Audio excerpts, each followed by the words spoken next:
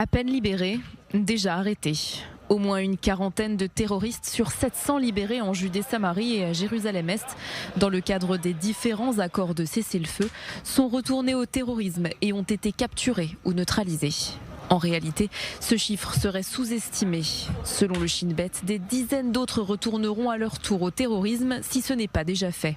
De plus, ces données ne concernent pas les terroristes libérés à Gaza ou exilés ailleurs dans le cadre de ces accords. Le phénomène rappelle un précédent qui avait conduit au même résultat.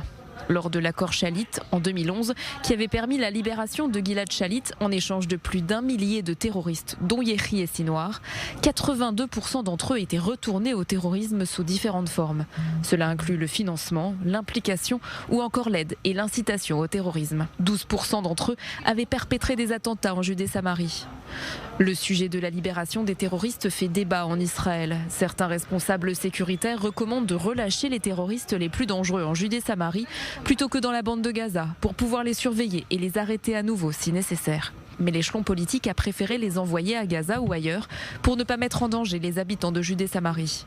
C'est dans ce contexte que Tsahal poursuit ses opérations antiterroristes dans les secteurs de Ménaché et de Samarie. Des cellules qui s'apprêtaient à commettre des attentats ont notamment été démantelées. Des armes et des explosifs ont été découverts et des dizaines de terroristes ont été arrêtés pour être interrogés.